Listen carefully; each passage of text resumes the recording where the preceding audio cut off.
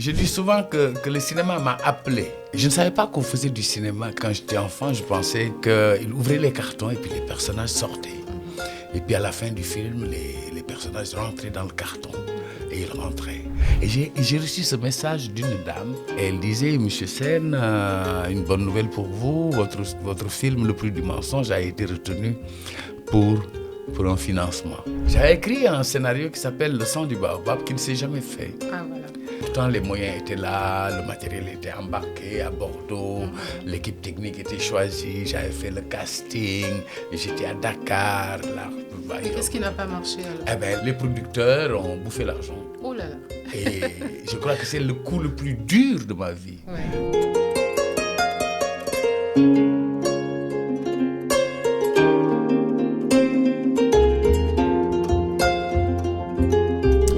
Bonjour, bienvenue dans À cœur ouvert, nouvel épisode, nouvelle saison. Nous débutons l'année 2026 avec toujours plus de contenu, des invités de marque et nous sommes en studio. Nous avions commencé l'année 2025 en mode digital.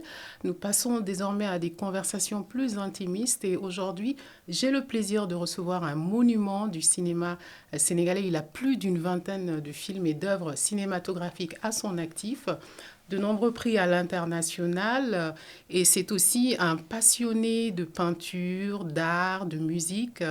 Moussa Sen Absa a réalisé de nombreux films, Madame Brouette, Khalé, Le Prix du mensonge, Blues pour une diva, Tableau ferraille, des œuvres qui restent des classiques du cinéma sénégalais. On va aller à la rencontre d'un cinéaste généreux, un artiste peintre à ses heures perdues, un musicien. Alors avant d'entamer cette conversation, n'oubliez pas de vous abonner et d'aimer ce que nous faisons, ça nous donne de la force. Moussa Sen Absa, bonjour. Merci d'avoir accepté notre invitation.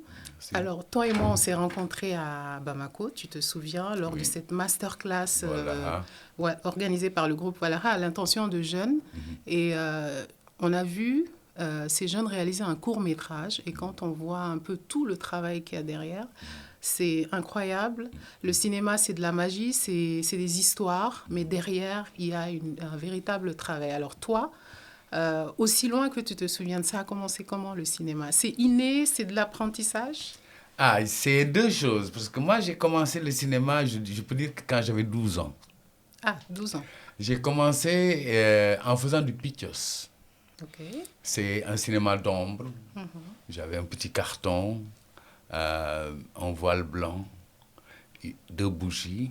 Wow. Et puis, je faisais des dessins, je découpais des personnages en carton. Et puis, j'avais 2 bouts de bois de part et d'autre. Et je faisais... Jouer les personnages. Je faisais jouer les personnages. Ah, oui. Et ça, je l'ai concrétisé avec un film qui s'appelle Twist à Popenguine, que j'avais fait en 1992 et qui présente un peu mes années d'adolescence et comment on en est venu au cinéma et comment le cinéma est entré dans ma vie.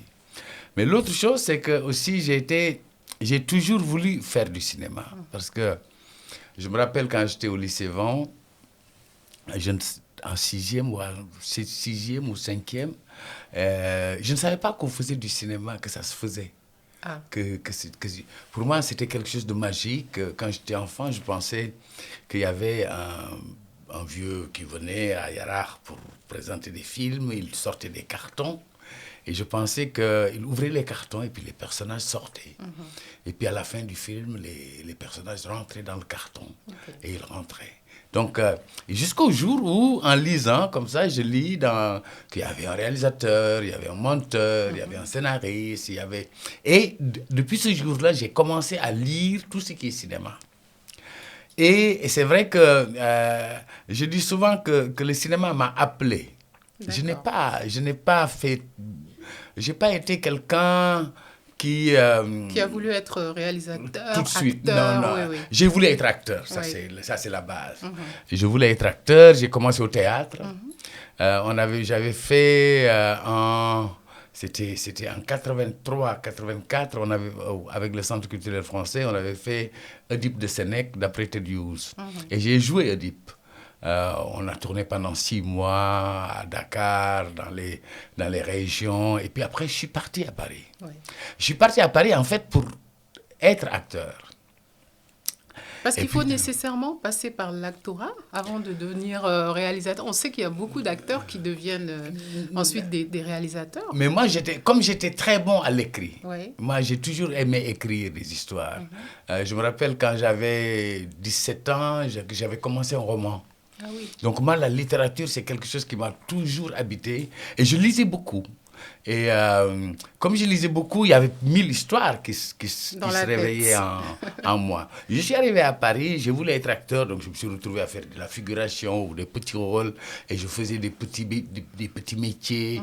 Je me rappelle, j'ai écrit mon premier court-métrage, Le Prix du mensonge, à Paris. J'étais veilleur de nuit à Courbevoie. Et puis, comme à mes heures perdues, j'écrivais. Et puis, un jour, j'envoie le scénario au GREC, le groupe de recherche et d'essais cinématographiques à Paris. Et puis, un jour, je reçois un coup de fil. À l'époque, il y avait les beepers. On appelait sur son téléphone fixe et il y avait une petite machine qu'on interrogeait. Et puis, j'ai reçu ce message d'une dame qui me disait, elle s'appelait Tamara Dalmat, je m'en souviendrai toute ma vie, et elle disait, Monsieur Sen, une bonne nouvelle pour vous, votre film Le Prix du mensonge a été retenu pour un financement. C'est-à-dire le scénario, l'histoire que tu avais écrite et que tu avais envoyée. Le scénario que j'ai écrit, qui était un peu une introspection de l'immigration à l'arrivée. C'est l'histoire de deux jeunes, de deux frères qui sont à Paris, mais qui vivent deux mondes complètement différents. Pour l'un, Paris est une finalité, pour l'autre, Paris est un moyen. Et c'est la rencontre de ces deux ambitions-là. Et ce film a tellement marché. Et c'est un court-métrage de 20 minutes, ça dure 20 minutes. Et qui a été un coup de... Vraiment un bon coup, un coup de massue. Tout le monde voulait voir le film. Et depuis lors, on me demande, c'est quoi ton prochain? Et jusqu'à présent, on me pose la même question. Encore. C'est quoi le prochain? Alors, je t'ai entendu dire que faire un film, c'est comme un accouchement, quelque part. Enfin, c'est comme une grossesse, il y a une gestation. Et puis finalement, on arrive à ce produit. C'est quand même un long processus. Hein. Ça ne se fait pas en 2-3 jours. Hein. Non, et pourtant, ça se consomme en quelques minutes. En 1h30, vous avez vu un film qui a demandé peut-être 10 ans. C'est ça. Moi, je me rappelle, après Tussa Popengin, après Le Prix du mensonge, j'avais écrit un scénario qui s'appelle Le sang du baobab, qui ne s'est jamais fait. Ah, voilà. Et pourtant, les moyens étaient là, le matériel était embarqué à Bordeaux, l'équipe technique était choisie, j'avais fait le casting, j'étais à Dakar. Mais qu'est-ce qui n'a pas marché alors? Eh bien, les producteurs ont bouffé l'argent. Oh là là. Et je crois que c'est le coup le plus dur de ma vie. Je me rappelle, j'étais à l'hôtel La Croix du Sud, c'était en 89. Et puis, un matin, 6h du matin, on m'appelle pour me dire que le film a été arrêté. Wow. Je crois que c'est le coup de massue, vraiment. Ça, c'était le coup de massue. J'ai déprimé, j'étais dans un état terrible. C'est comme une femme qui doit accoucher, qu'on lui dit non, mais tu ne peux pas accoucher maintenant. Tu ne peux pas accoucher. Non, tu ne peux pas accoucher. Je dis non, mais je dois accoucher là. Effectivement. Et puis, plus tard, donc les films se sont enchaînés. Mais je pense que, je dis souvent que le cinéma choisit ces personnes. Il choisit ces personnes. Oui. Et le cinéma est jaloux. Le cinéma est jaloux, mais le cinéma est difficile. Tu viens de parler de ce film qui ne s'est jamais fait. Et quand on voit aujourd'hui ces grands réalisateurs et qu'on regarde leur parcours, effectivement, il y a des moments comme ça, d'échecs, de doutes. Ces œuvres qui n'ont jamais réussi à faire, comme un écrivain, en fait, qui a des manuscrits dans ses tiroirs. Qu'ils gardent, qui n'ont jamais été publiés. Et ça, le doute, finalement, ça fait partie aussi du cinéma. Mais c'est des moments... Pour moi, les films choisissent qui les raconte. Et j'y crois vraiment. Je crois que beaucoup de mes films sont venus en moi. Je dis souvent, je ne fais pas les films... Comme une sorte de canal. Je ne fais pas les films se font en moi. Ouais. C'est-à-dire que j'ai plusieurs sujets toujours dans mes tiroirs. Et puis, c'est comme si à chaque fois, il y a des films plus insistants qui m'habitent la nuit, dont je rêve et je me lève le matin. Le sujet est dans ma tête. C'est dans la tête. Les plus obsessionnels sont ce que j'arrive à faire. Les autres, je les laisse traîner. Et puis, à un moment donné, ils vont peut-être me supplier, mais Moussa, quand est-ce que tu vas me faire, s'il te plaît? Effectivement. Et puis, je sens comme une tendresse pour ces films. Et tous mes films sont des coups de cœur, en fait. C'est d'abord des coups de cœur. C'est des films qui m'habitent. J'ai du mal à partager ces moments-là. Parce que c'est des moments très personnels, c'est presque comme les écailles de la peau, je les appelle. Ça gratte au sang. Et on n'a pas envie que tout le monde se l'approprie. C'est des moments de solitude, c'est des moments de doute, comme tu dis, mais aussi c'est des moments de grande extase, où parfois on est habité par l'envie de raconter. On a envie de raconter cette histoire. Je me rappelle toujours Djibril, quand il racontait ses histoires, il pouvait monter sur la table, il était tellement possédé par son sujet. Je me rappelle un jour, il parlait de hyènes. On était à Paris, il parlait de ce film, et je voyais dans ses yeux, je dis, mais s'il ne fait pas ce film devient vital. Ça devient vital, hein. Hyène de Djibril Diop. C'est-à-dire que si on ne le fait pas, peut-être qu'on va mourir. C'est ça. C'est comme une question de vie. C'est une question de survie. Est-ce que tu dis ça, parce que moi j'écris, je suis journaliste, mais j'écris et je ressens la même chose dans l'écriture. Il y a des histoires qui sont plus insistantes, il y a des manuscrits qui dorment, mais il y a des histoires qui sont là. Le matin, une idée peut venir, on se dit, mais tiens, il faut que je dirige le personnage dans telle et telle direction. Alors Moussa, on va parler des femmes au cœur de ton œuvre cinématographique. Ta filmographie, elle est impressionnante, mais on retrouve les femmes dans certains films comme Tableau Ferraille, 1997, Madame Brouette, 2002. Tu me corriges si je ne donne pas la bonne date. Khalé, 2022, le plus récent, que nous avons eu le plaisir de voir en projection il y a quelques jours à Dakar avec des jeunes. Et les trois films abordent des thèmes comme le viol, la polygamie, l'amour qui trompe. Moi, j'ai préféré Madame Brouette. J'ai aimé la force, en fait, de cette femme qui, malgré la déception, se bat. Elle se bat, elle aime un homme qui est compliqué. Et c'est des histoires qui arrivent tous les jours. Comment est-ce que tu as fait pour dépeindre ces femmes aussi avec autant d'acuité, j'ai envie de dire. Et on peut s'identifier à elles. Exact. Donc, pour moi, comme je n'ai pas connu mon père, j'étais élevé par des femmes, ma mère, mais aussi des tantes. J'en avais 3 à la maison. Donc, j'avais 4 mamans. 4 mamans qui étaient, au-delà d'être mères, elles étaient aussi des confidentes. C'était aussi des éducatrices. C'était des femmes qui me portaient bien dans leur cœur et que je sentais vraiment un amour et une certaine tendresse. Et surtout parce que aussi, comme je n'ai pas de petite sœur, j'étais la fille de ma mère.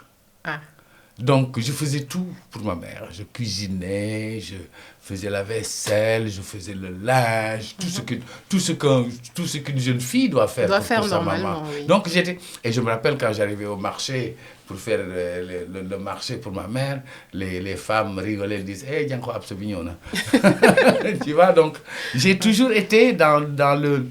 Et surtout, j'avais une tante qui était d'une extrême beauté. Oui. Et c'est elle qui m'inspire le plus de toutes ces femmes-là.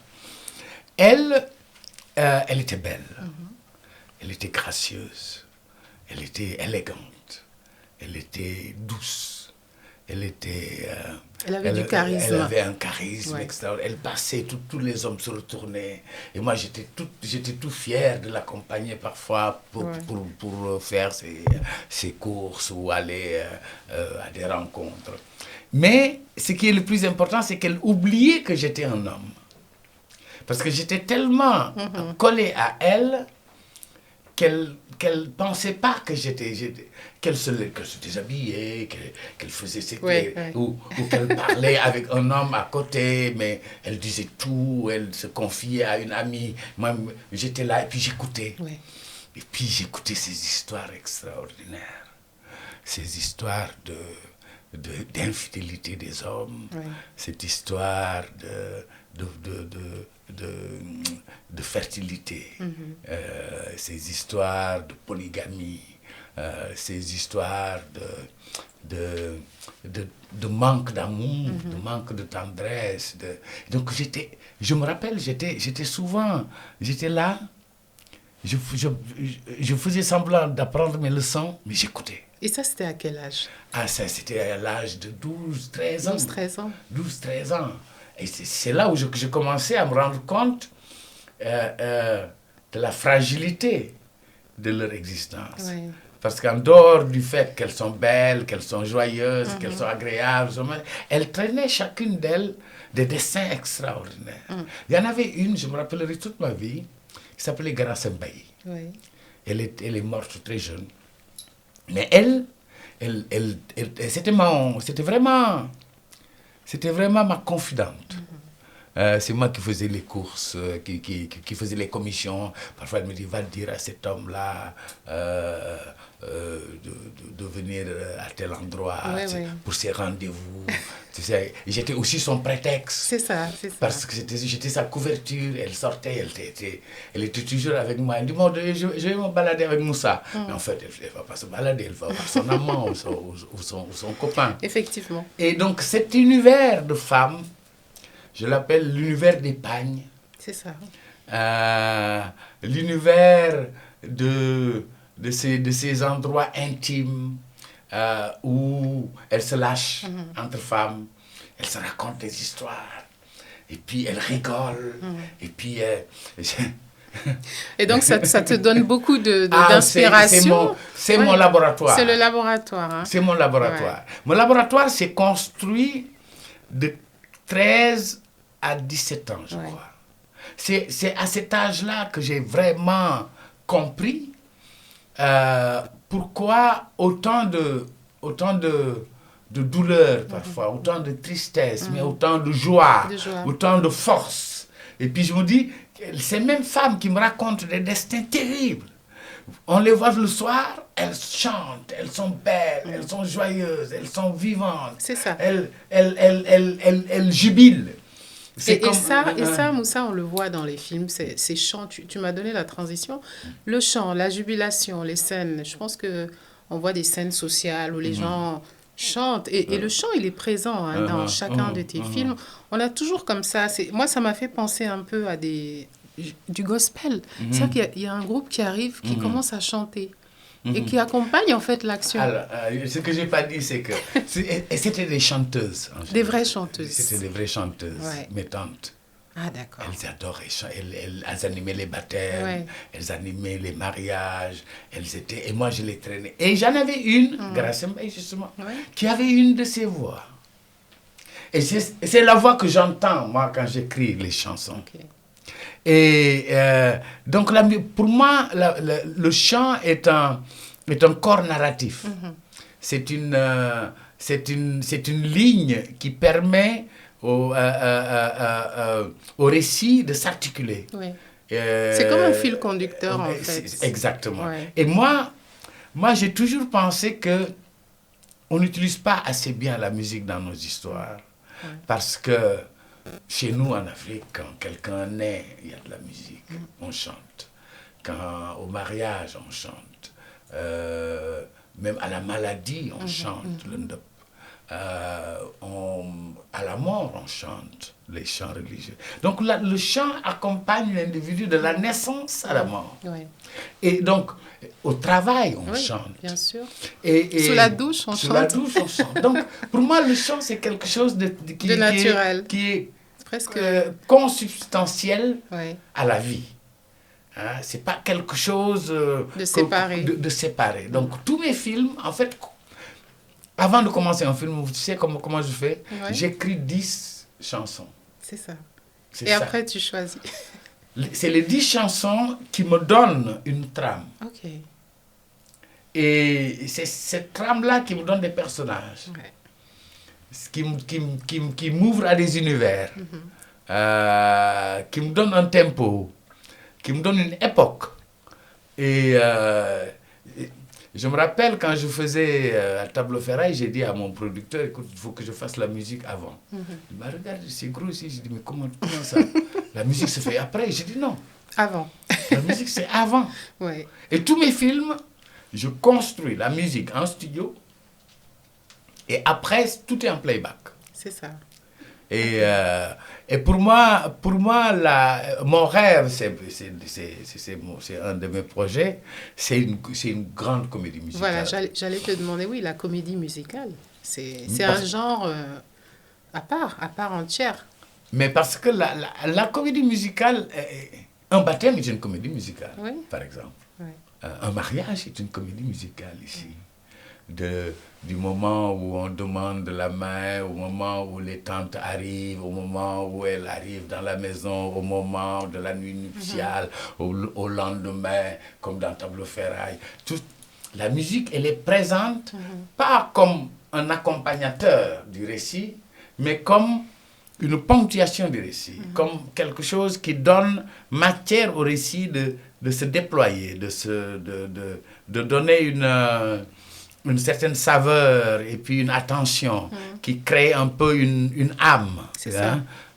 Une rythmique même, je dirais, parce que le rythme est musical. Le rythme est complètement musical. On le voit dans Khalé, dans cette scène où un moment avant qu'elle accouche, après qu'elle accouche. Je ne vais pas raconter tout le film, ou bien la scène dans l'eau aussi qui est magnifique, avec les femmes autour d'elle.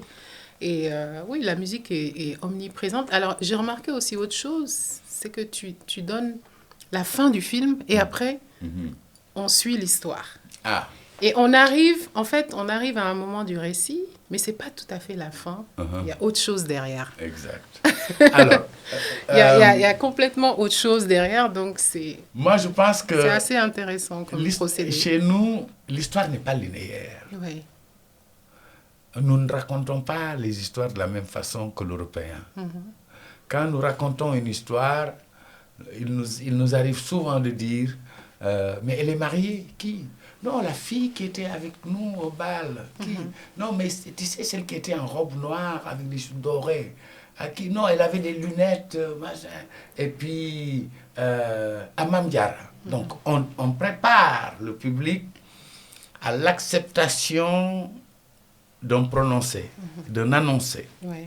On ne dit pas Mame Diarra va se marier, non. On va déjà décrire qui est Mame Diarra. On va déjà décrire l'homme avec qui elle va se marier. On va d'abord décrire comment est cet homme, comment est Mame Diarra. Et puis après, on nomme Mame Diarra. Donc, on commence toujours par la fin. Et tous mes récits sont des récits qui commencent par la fin. Parce qu'une fois qu'on connaît la fin, on a envie de savoir comment on en est arrivé là. C'est ça. Donc, c'est un peu comme un hook, comme disent les Anglais.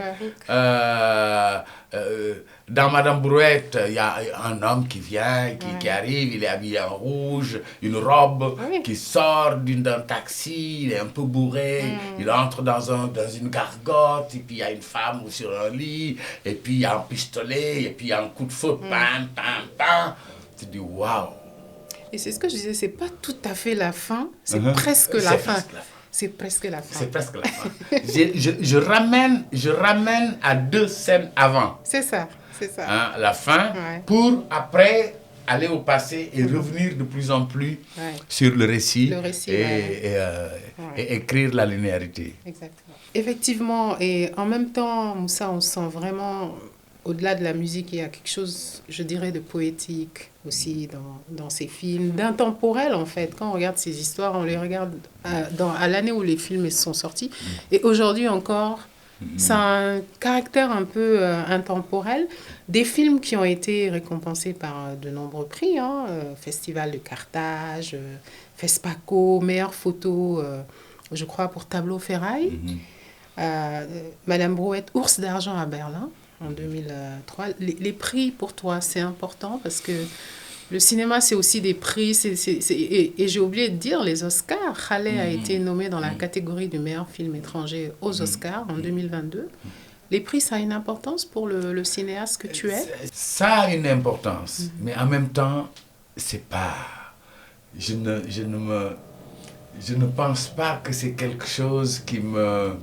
Bon, ça fait... Ça fait titille, plaisir. Ça titille l'ego, ouais, ça titille un peu le... Tu sais, les artistes sont un peu...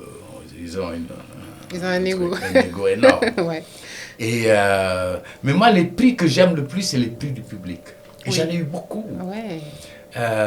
Parce que pour moi, le public est le destinataire final d'une œuvre. C'est ça. C'est quand je suis dans une salle de cinéma et que je vois, j'entends, il y a un silence. Et puis le film se passe. Et puis les gens sont accrochés. Et puis à un moment donné, ça pleure. Et puis parfois, ça rit. Il y a des moments, il y a une tension. On peut sentir une mousse voler. Ouais. Et puis, un moment où on dit fin. Et puis, je fais toujours un exercice. À l'entrée, au début du film, je regarde les visages. Ok. Je regarde bien les visages qui passent. Bonjour, je salue les gens qui rentrent. Machin. Et je veux revoir aussi les mêmes visages. Et je me dis souvent, il y a quelque chose qui s'est passé. Le visage a changé. Et l'exemple que je donne, c'était il y a 2 ans, j'étais à New York, au Lincoln Center, et je montrais Khalé. Et puis, il y a une dame, elle avait plus d'âge, elle devait avoir 80, passée, vieille, elle avait une canne, elle est venue voir le film. Et puis, à la fin du film, elle est venue vers moi, elle m'a embrassé longuement. Wow. Longuement. 1 minute, 2 minutes, 3 minutes. Et puis ça après, pas. J'ai senti une larme couler sur mon cou. Wow. Et je la regardais, et puis elle n'a pas dit un mot. Il est parti. Et je dis, ça, c'est le prix. Pour moi, c'est ça. C'est ça le vrai bonheur. Ouais. C'est ça le prix pour moi. Ouais. Dans les regards, tu peux voir que cette personne, je l'ai touchée. Je vois les yeux embués. Je vois les mines un peu, surtout mes films qui se terminent toujours avec des coups de poing comme ça. Ou des coups de feu. Ou des coups de feu. Et souvent, les personnes, quand elles sortent de mes films, je vois comme un halo. Je vois comme quelque chose d'immatériel, mais qui donne un peu une texture, une autre. La peau a changé, le regard a changé, le body language a changé. Je me dis, mais elle est en train, le film continue. Ça continue en elle. C'est ça. Et ça les habite. Exactement. Ça les habite. Et pour moi, c'est ça le meilleur prix. C'est ça le meilleur prix. Moussa, on va parler de transmission. Je pense que c'est essentiel pour toi. Transmettre ce que tu sais, ton savoir-faire. Je l'ai dit en introduction, tu restes aujourd'hui un des maîtres du cinéma sénégalais à côté des autres. Ousmane Sembène, Djibril Diop Mambéty. Pour toi, c'est important, je pense, de parler aux jeunes. Et je l'ai vu lors de cette masterclass à Bamako. Justement, tu étais là aussi pour guider ces jeunes cinéastes dans la réalisation. Quel est le conseil que tu donnes à un jeune qui dit « je veux devenir cinéaste », qui a un rêve? Tu disais que toi, le cinéma est venu à toi, mais ceux qui disent « je veux devenir réalisateur parce que j'aime beaucoup Spielberg » ou « je veux être comme Idrissa Ouedraogo », je ne sais pas, ou comme Moussa Senapsa, qu'est-ce que tu leur dis? Alors, pour moi, la transmission d'abord. Mon grand-père que j'aimais beaucoup, Mama Sen, qui me disait souvent, il disait à mes oncles, il disait, un homme n'est accompli qu'à partir du moment qu'il a transmis ce qu'il sait. Et pour moi, c'est fondamental de transmettre. Je n'ai pas eu cette chance d'avoir des personnes qui m'ont mis le pied à l'étrier. Des mentors, en fait. Mais j'ai eu tu as eu un mentor. J'ai eu un mentor parce que j'étais premier assistant de Djibril sur IN. Et c'est vraiment avec lui que j'ai appris beaucoup. Okay. Parce que c'était quelqu'un qu'il fallait voir à l'œuvre. Il ne parlait pas de cinéma comme ça. Oui. Il disait des phrases. Okay. Il disait une phrase. Peut-être dans toute la journée, il ne parlait pas. Oui. Mais quand il dit quelque chose, tu peux écrire un roman dessus. Okay. C'est cette économie de la parole, cette profondeur des choses qu'ils sentent et qui sont tellement vraies qui sont devenus des viatiques. Oui. Hein? Pour moi, en tant que cinéaste. Et pour moi, la transmission est, à mon âge, ce qui me reste. Oui. Ce qui me reste, c'est de dire aux jeunes combien le cinéma m'a rendu heureux. Combien le cinéma m'a sauvé la vie. Combien le cinéma a ouvert mes yeux, m'a permis de découvrir le monde, de rencontrer des personnes extraordinaires, d'avoir l'occasion de me retrouver sur tous les continents et de montrer le visage de mon pays.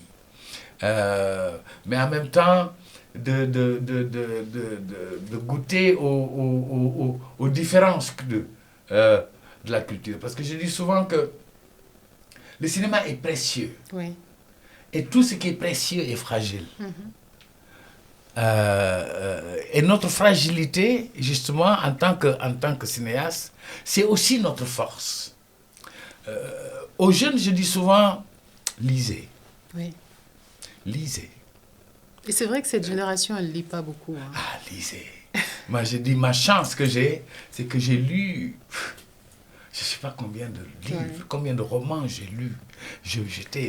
J'étais un rat des bibliothèques. Je me rappelle, quand j'étais petit, il y avait une bibliothèque au rond-point de la SICAP. Il y avait à côté du cinéma à l'Akbar. Je venais au cinéma à l'Akbar et après, je traversais. Et il y avait une grande bibliothèque municipale et je venais emprunter des livres. Donc pendant des années, j'ai emprunté, j'ai lu. Je lisais, je pense, à la limite au moins 2 romans par semaine. J'aime pas le football quand les autres vont au football. Moi, je ne regarde pas le football. Et on est en pleine canne. Ah ouais, on est en pleine canne. Moi, je n'ai pas regardé un seul match. Je n'ai pas de télé chez moi. D'accord. Peut-être la finale. Même pas. Donc moi, c'est la lecture.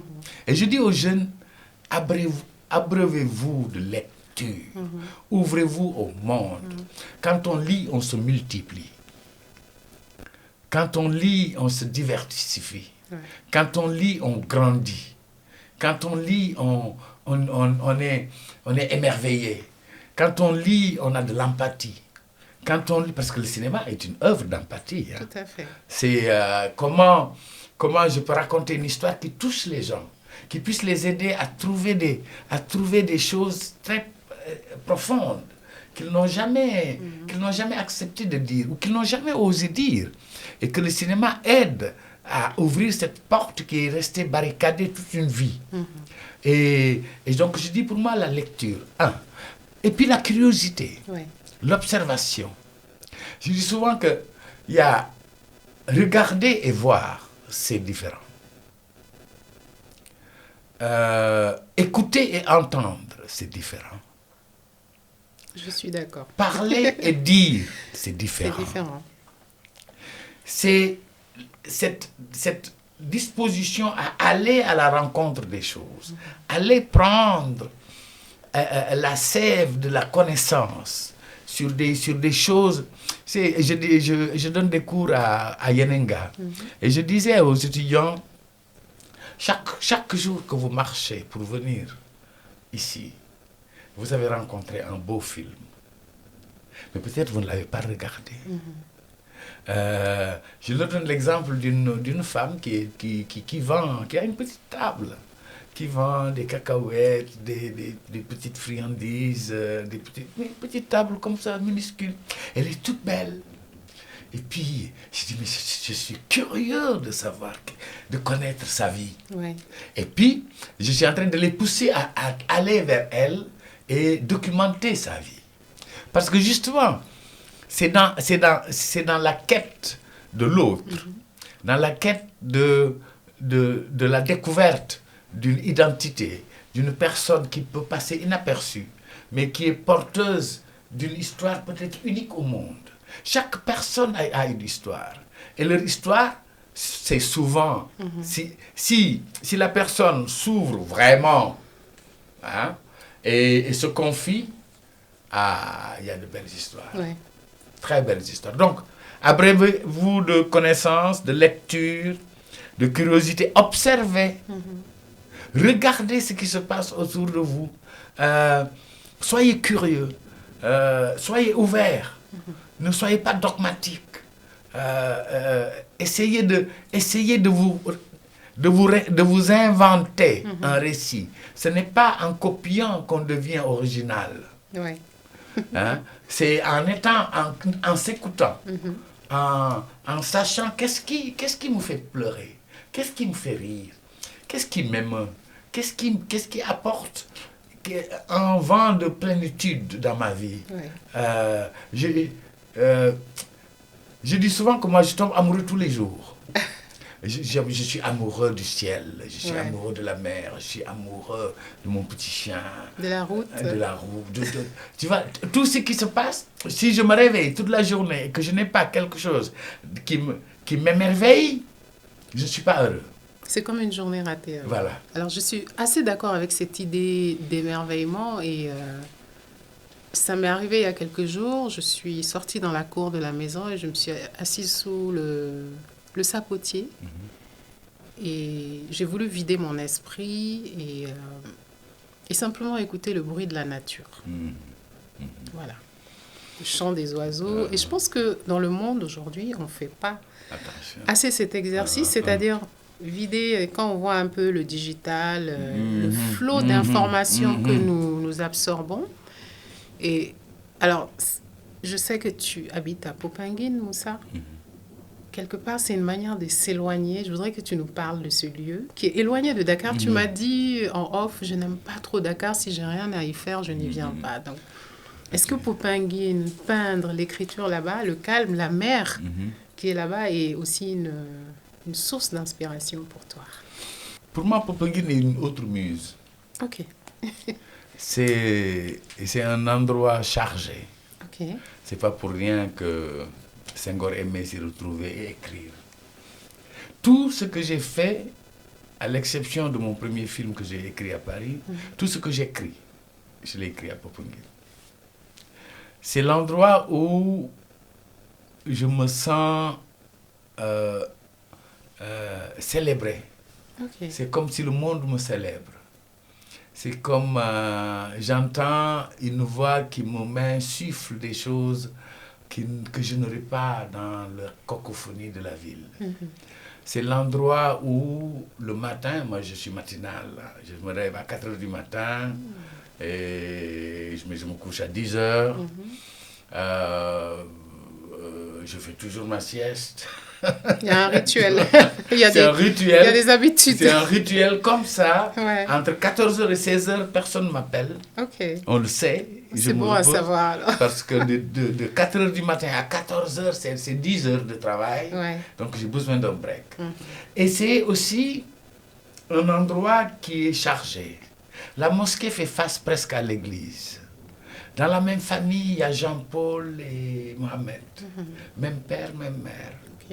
Il y a Jean-Paul II est venu prier à Popenguine. Popenguine, qui, il faut le dire, c'est un lieu de pèlerinage aussi. C'est un lieu de pèlerinage. Le pèlerinage des chrétiens. Exactement. À Popenguine, sur la petite côte. Exact. Donc, pour moi, Popenguine, c'est aussi cette âme de la beauté de ce pays. C'est le pays tolérant, le pays accueillant, le pays où les gens, l'étranger est le bienvenu, le pays qui intègre tout le monde. C'est l'éponge. C'est un pays éponge. On adapte tout le monde. On intègre tout le monde. Et Popenguine, pour moi, c'est ça. Il y a une communauté d'expatriés, d'immigrés blancs qui sont là. Il y a moi qui ne suis pas de Popenguine, qui suis tombé amoureux de Popenguine. Mais la première fois que je suis arrivé à Popenguine, c'était en 83. Je suis arrivé, d'habitude j'avais une copine et on allait souvent à Hambourg, machin. Et un jour, elle me dit... est-ce que tu connais Popenguine? Je dis non. Et puis, on est rentré à Popenguine. Je suis arrivé dans cet espace qui est devenu ma maison. J'ai senti quelque chose d'unique. Je me suis dit, j'ai enfin trouvé mon centre. Parce qu'il faut trouver son centre. Son centre, c'est l'espace d'épanouissement idéal. C'est l'espace de communion avec la nature. Mais c'est aussi l'espace où on a l'esprit comme toujours en éveil. Toujours, j'ai l'impression qu'il y a toujours quelque chose qui me titille l'esprit. Il y a toujours une idée qui, quelque part. Je peux rester toute la journée dans mon atelier, toute la journée dans mon bureau. Et je ne me sens jamais seul. C'est...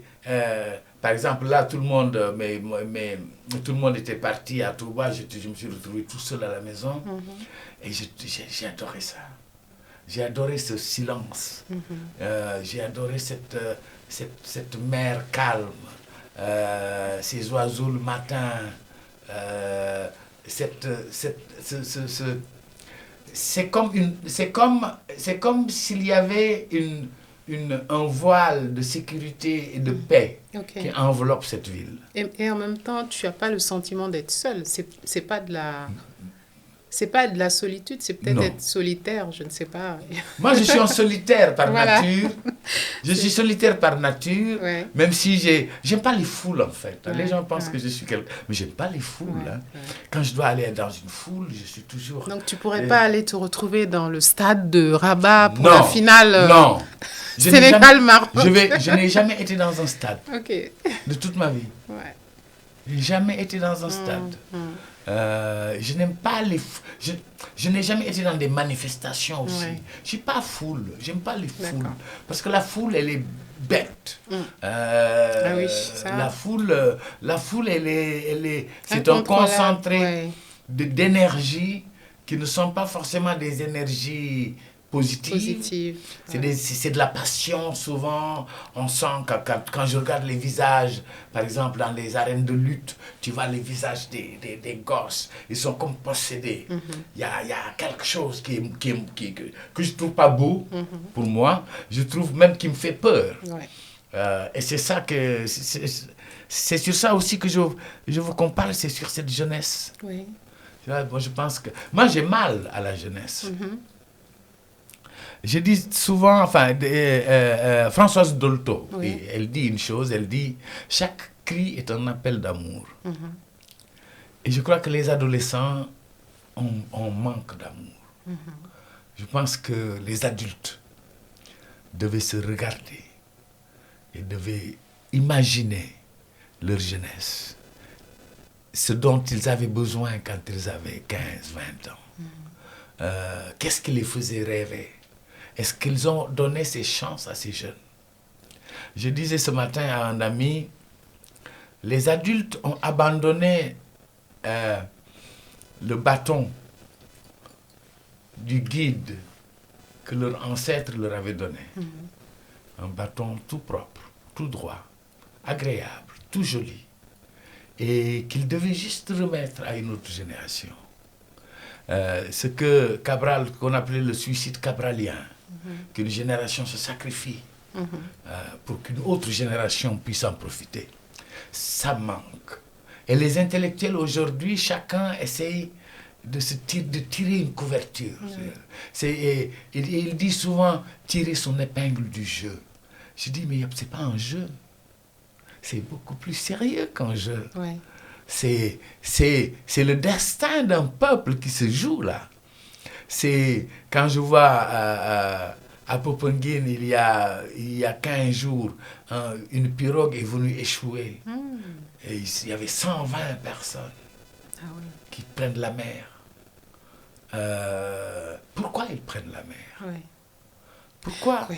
Pourquoi les jeunes n'ont plus foi en leur pays? Mais parce que justement, on les aime pas assez. Ouais. Parce que si on aime quelqu'un, on se sacrifie pour cette personne. Ouais. Si on aime quelqu'un, on va tout donner à cette personne pour son bonheur, pour son équilibre, pour que cette personne s'émerveille du monde, qu'il puisse grandir, qu'il puisse se projeter. Mais qu'est-ce qu'on a fait de cette jeunesse? On en a fait des gens qui ne sont pas éduqués. On en a fait des gens qui n'ont pas de référence. Ouais. Je dis souvent, et ça mes amis rappeurs et machins m'en veulent quand je le dis, mais je dis, ils ont une grosse responsabilité. Parce que quand je vois un homme qui a une femme, des enfants, qui a 45 ans, qui fait du check-down, avec sa culotte qu'on voit, moi tu ne rentres pas chez moi. Hein. Je suis radical. Ouais. C'est-à-dire que, je dis, vous avez apporté à la jeunesse quelque chose qui ne les grandit pas. Un laisser-aller peut-être. Et puis un truc qui est complètement américain dans les prisons américaines, machin, qu'ils ont adopté et que les enfants font. Des jeans déchirés, des trucs comme... Moi je dis, mais respecte la première chose de sacré, c'est le corps humain. Ouais. Le corps est sacré. Le corps doit être célébré. Le corps doit être magnifié. C'est pas... Je déteste que je porte jamais de jeans.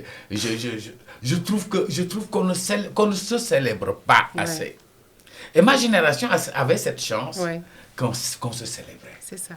Qu'on aimait le beau, qu'on aimait s'habiller, qu'on aimait voir les belles personnes s'habiller, qu'on aimait... Et puis, on avait beaucoup d'empathie. On avait une génération, nos aînés avaient beaucoup d'empathie. Il y a des choses, tu ne pouvais pas le faire. Ouais. Parce que n'importe quel adulte va te prendre, va t'amener, va te donner des conseils, va te dire les choses, et tu te sentais important. Tu avais attiré le regard d'un adulte qui t'aime, qui te donne la preuve qu'il t'aime. Et cette jeunesse, qu'est-ce qu'on leur fait? Qu'est-ce qu'on a fait pour cette jeunesse? Et c'est une bombe. Ouais. Je dis, les gens ne se rendent pas compte. Les phénomènes de Simol là, qu'ils font là, après qui détruisent tout. Il y a un jeune qui m'a dit un jour, je lui ai dit, mais pourquoi il y a cette jeunesse? Il dit, mais personne ne nous aime. Wow. Je dis, mais non, mais ils ne nous aiment pas parce qu'ils n'ont rien prévu pour nous. Un film là-dessus, peut-être? J'ai fait un film dessus. Ça s'appelle Yole et le sacrifice. D'accord. Moi, je m'intéresse, de plus en plus, je m'intéresse à être un maillon de passage de cette jeunesse, à qui on ne parle pas. C'est ça. On ne parle pas aux jeunes. Je pense qu'il y a une rupture générationnelle. Mais il y a une sorte de rupture, je dirais même dans l'éducation, entre la génération de nos pères, nos grands-pères et aujourd'hui, en fait. Et je pense que c'est amplifié aussi par le digital, les réseaux sociaux. Je pense que les réseaux sociaux jouent un vrai rôle. C'est ce que je dis. On va dire, voilà, cette jeunesse, cette déconnexion, comme tu dis, on ne les aime pas, donc ils trouvent des palliatifs ailleurs. Quand tu ne m'aimes pas, quand je sais qu'on ne m'aime pas, qu'est-ce que je fais? Je me révolte. Je me révolte, ouais. Quand je sais qu'on ne m'aime pas, je veux qu'on m'aime. Ouais. Je veux qu'on prenne attention à ma personne. Et comme personne, ni l'État, ni la famille, ni la société, il n'y a plus de leader capable de porter un rêve pour cette jeunesse-là, cette jeunesse est à volo. Oui. Et ils détruisent tout sur leur passage.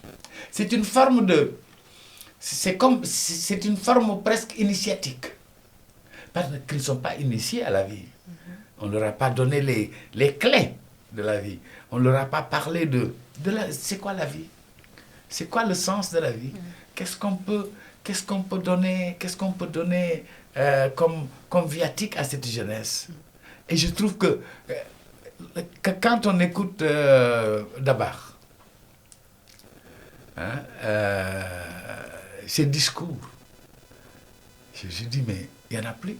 Le leader religieux, Abdelaziz Sy Dabar. Les gens, Serigne Fallou. Les gens, c'était des personnes qui prenaient la parole, mais qui disaient des vérités, qui donnaient à réfléchir. Vous ouvrez la télévision, qu'est-ce que vous voyez aujourd'hui? Des gens qui parlent. Des séries insipides. C'est vrai. Beaucoup de séries insipides. Des gens qui... elles ont toutes des perruques. Des perruques, qu'elles ont des cils comme ça, comme des Guinéens. Elles sont ressalisées. Et à la limite, quand je les regarde, je dis, mais c'est ça le Sénégal? Parfois, quand je vais chez ma femme et que je trouve tout le monde qui regarde, je dis, mais qu'est-ce qu'il... C'est quoi qu'est-ce qui les attire dans ça? Ce qui les attire, c'est très simple. C'est des filles qui ne travaillent pas. C'est des filles qui sont toujours bien habillées. C'est des TikTokeuses. Des influenceuses. C'est des influenceuses, comme il dit. C'est un nouveau métier. C'est un métier de ça. Et puis, elles n'ont pas le boulot. Dans les séries, elles n'ont pas le boulot. On ne les voit jamais au travail. C'est vrai, c'est vrai. Et tout ce qu'elles font, c'est prendre le mari de l'autre, tromper leur mari, aller dans les trucs. Et je dis, mais c'est ça qu'on offre à la jeunesse. C'est ça. Et ça sert de modèle un peu aussi à nos petites sœurs. C'est assez terrible. Bien sûr. Donc, alors Moussa, on va passer maintenant au questionnaire inattendu. Quel est ton leitmotiv chaque matin lorsque tu te réveilles? Chaque matin, quand je me réveille, je me dis, je me suis encore réveillé. C'est une grâce divine. Oui. C'est une chance inouïe. Tout peut se passer dans le sommeil. Et se réveiller, c'est toujours rendre grâce à Dieu. As-tu un rituel le matin, une spiritualité particulière, un mantra, une pratique à laquelle tu ne déroges jamais? Je ne sors jamais de ma chambre sans prier. Ok. Mais c'est la seule fois où je prie dans la journée. D'accord. Si tu étais une femme, qui serais-tu? Je serais ma mère. D'accord. Quel est ton cinéaste préféré? Djibril Diop Mambéty. Ton film préféré? La petite vendeuse de soleil. Le seul? Ça c'est un film qui m'a fait pleurer de beauté et de joie. C'est un coup de... C'est un film de grâce. Okay. Et je me rappelle quand il était malade, il m'a dit, je voulais le voir, il ne voulait pas qu'on le voie. Et puis il m'a dit, je t'ai gardé quelque chose, je sais que tu vas aimer. J'ai une surprise pour toi, tu vas aimer quand tu verras le film. Et c'est vrai que le moment est arrivé, j'ai pleuré comme une madeleine. Moi, je pleure vite, okay. je pleure souvent. Okay. Et j'ai pleuré comme une madeleine. Donc, pour moi, c'est mon film préféré. D'accord. La petite vendeuse de soleil. La couleur que tu affectionnes? J'aime beaucoup le bleu et les couleurs terre. Le bleu de la mer de Popenguine? Oui. Et du ciel. Et du ciel, évidemment. Alors, faut-il, Moussa, voir le monde avec des yeux d'enfant ou ceux d'adultes lucides? Moi, je regarde toujours le monde avec mes yeux d'enfant. Je refuse totalement. Quand on va avec les enfants, je suis plus à l'aise avec les enfants qu'avec les adultes. Okay. Si tu étais un animal? J'aime beaucoup les chats. Oh. Beaucoup. Les chats sont des sournois? J'aime beaucoup les chats. Même si maintenant j'ai un chien. Ok. Parce que j'ai eu un drame avec mon chat, donc j'ai décidé que je n'ai plus de chat. D'accord. Moussa, tu le sais, nous sommes dans un monde assez troublé. Quelle est l'actualité qui te touche en ce moment lorsque tu ouvres les informations? À ce qui fait notre humanité, gloire à Dieu. Et puis l'envie de raconter de belles histoires. On raconte des histoires parce que c'est nos fondamentaux. C'est ce qui nous fait grandir. C'est ce qui nous ouvre au monde. C'est notre petite fenêtre dans ce monde trouble. C'est notre espace de liberté. Et puis éloge aussi à la liberté. Parce que moi, je veux être un homme libre. Et ça, je pense que c'est la chose que je dis toujours à mes enfants. Et soyez libres. Oui. Soyez libres. Essayez de... Ne pensez pas à ce que tout le monde fait. Je dois faire ce que tout le monde fait. Libérez-vous de ces emprises. Faites ce qui vous... C'est pas parce que tu es ingénieur que tu es utile. Oui. Tu peux être quelqu'un dans le... À Popenguine, il y a un homme qui tous les matins nettoie la plage. Ok. Il n'a pas de boulot, mais... Il fait des petits travaux dans le village. Et puis, tous les matins, il nettoie la plage. Et moi, je le trouve tellement fascinant. Tellement utile. Un écolo. Ouais. Et puis, je pense que nous n'éduquons pas les jeunes à l'écologie. Moi, j'ai fait 3 années à la Barbade. Ouais. Avec mon fils qui avait 3 ans. Et la Barbade est une île merveilleuse. C'est une île propre. L'eau est cristalline. Translucide, bleu. Les tortues de mer que tu vois. C'est vraiment l'endroit le plus propre. Les gens disciplinés. Ouais. Quand on est arrivé ici avec mon fils, la première chose qu'il me dit, Daddy, this country is stinking. Sénégal. Ce pays pue. Oh my God. C'est la première phrase qu'il m'a dit en traversant le Visque. Je me rappellerai toujours. Et pendant une semaine, il avait les poches remplies de papier, de mouchoirs, parce qu'il ne savait pas où les jeter. Parce que tu n'oses pas jeter quelque chose par terre. Nous n'avons pas donné l'éducation qu'il faut. Nous avons loupé 2 choses. L'éducation à l'environnement, l'amour de la patrie, l'amour du pays. Un pays qu'on aime, on ne le salit pas. Un pays qu'on aime, on fait pas n'importe quoi. On essaie de faire que les étrangers qui arrivent nous regardent avec fierté, qu'on ait un peu de dignité. Là, tout le monde est en train de sortir des drapeaux sénégalais. Je vois des drapeaux du Sénégal partout. Mais par terre, tout est sale. Tout est sale, oui. Contradiction. Grande contradiction. Moussa Sen Absa, c'est déjà la fin de notre conversation. Merci.